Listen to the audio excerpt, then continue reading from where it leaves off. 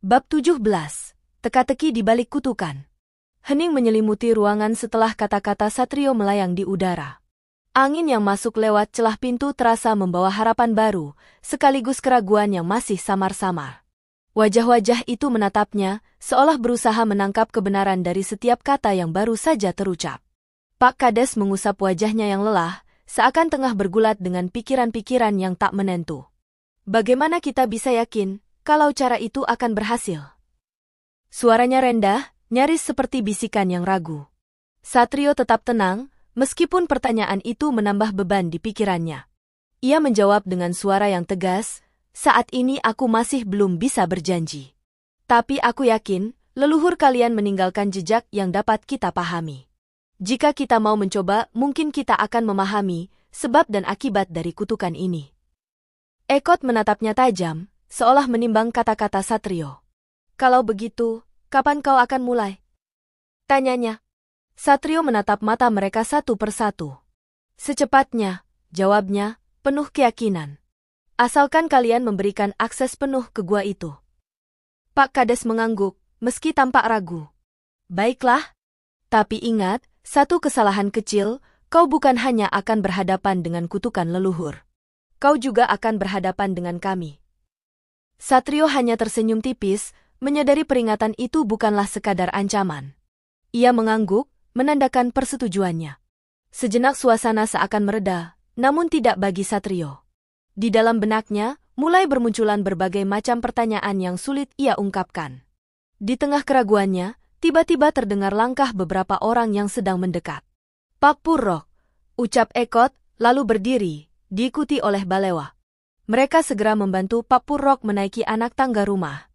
Pak Kades melirik ke arah Satrio dan berbisik, "Baru semalam, anak gadisnya yang bernama Daiva telah menjadi korban."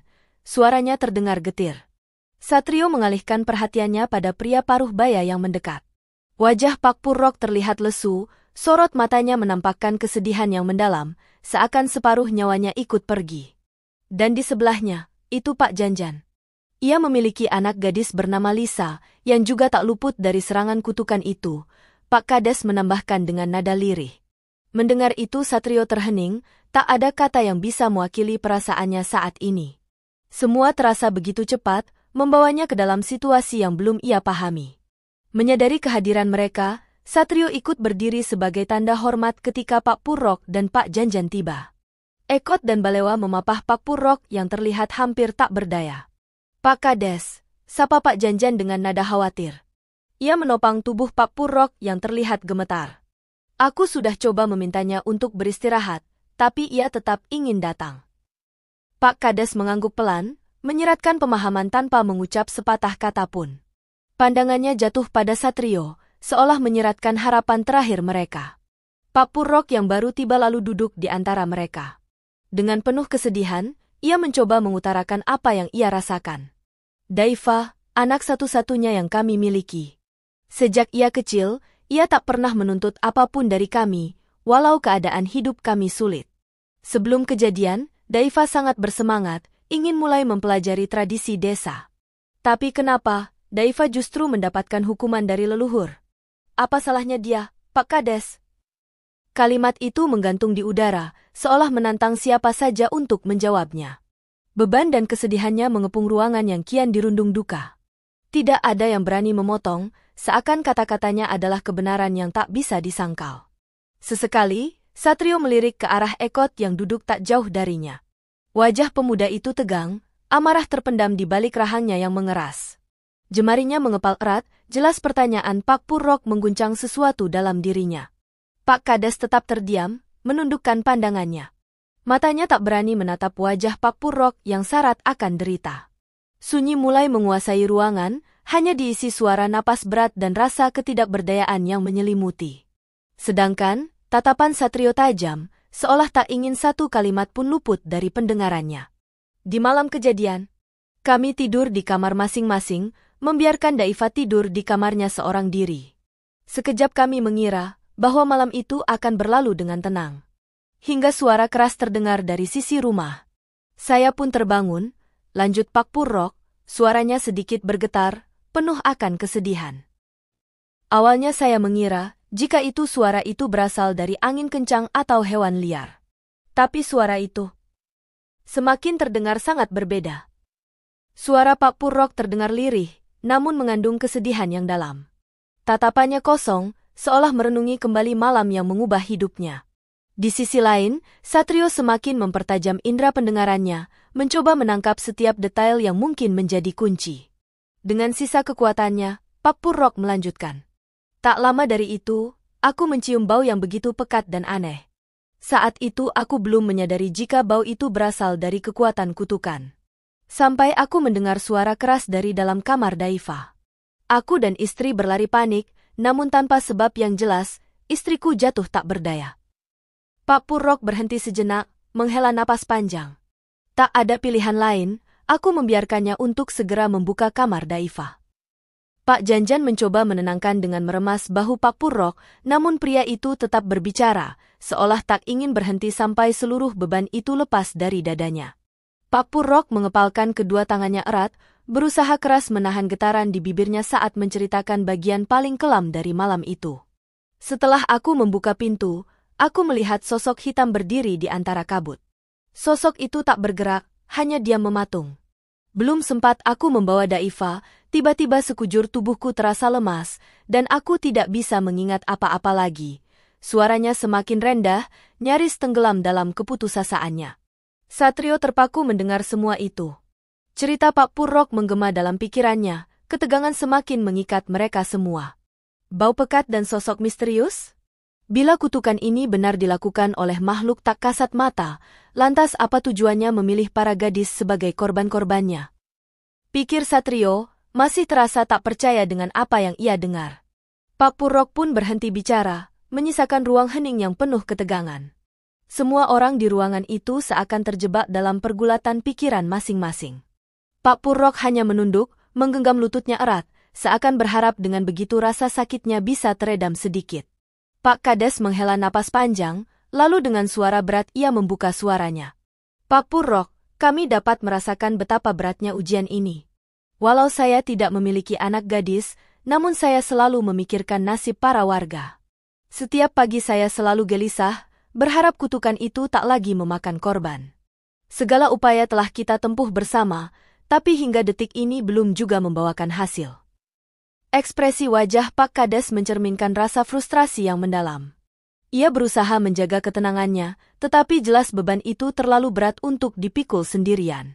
Satrio, yang sejak tadi hanya mendengarkan, memutuskan untuk angkat bicara. Maaf Pak Kades, boleh saya bertanya? Katanya, suaranya datar, tetapi penuh ketegasan. Ia menyadari, informasi yang ia butuhkan masih jauh dari cukup. Pak Kades menoleh ke arah Satrio, mengangguk pelan. Silakan, Ageo, balasnya, suaranya menunjukkan kesiapan untuk menerima pertanyaan yang mungkin tak mudah. Satrio mengatur napas sejenak sebelum melanjutkan, sudah berapa lama kutukan ini menyerang desa? Pak Kades meremas tangannya di atas lutut, tatapannya beralih ke jendela, seolah menimbang waktu yang berlalu dengan berat. Sudah hampir 2 bulan, jawabnya, suaranya terdengar lirih. Kutukan ini melanda desa kami. Mata Satrio berkilat-kilat, menimbang perkataan yang baru saja ia dengar. Ekot seolah menyadari bahwa begitu banyak hal ingin ditanyakan oleh Satrio, ia pun mengambil tindakan tegas. Pak Kades, biarkan orang ini bersamaku untuk sementara waktu, ucap Ekot, nada suaranya menegaskan keputusannya. Pak Kades pun mengangguk, mengerti situasi yang ada, dan memberi izin kepada mereka untuk pergi. Hati-hati, katanya, memperingatkan mereka dengan nada yang berat. Di sana bukan waktu yang tepat untuk orang asing banyak bicara, ucap Ekot setelah tiba di halaman depan rumah bersama Satrio dan Balewa. Balewa berdiri tegak, menatap Satrio dengan ragu. Kami mungkin baru mengenalmu, jadi pastikan kau tidak berbuat berlebihan di sini, ujarnya, suaranya tegas dan memperingatkan. Satrio menghela napas, merasakan ketegangan di udara. Ia tahu posisinya saat ini mungkin masih asing bagi mereka. Aku pastikan, aku tidak berniat jahat terhadap desa ini. Aku hanyalah seorang penjelajah. Tentu aku mengerti batas-batasan itu, Satrio menjelaskan, berusaha memberikan keyakinan. Ekot mengamati Satrio dengan serius. Lantas, apa yang akan kau lakukan selanjutnya? Tanyanya, kepenasarannya semakin terbakar. Masih terlalu banyak yang harus aku pahami di sini. Terutama tentang kutukan itu, jawab Satrio dengan tegas, tatapannya penuh tekad. Ekot mengangguk, merespons dengan sikap yang lebih terbuka. Apa yang ingin kau tanyakan?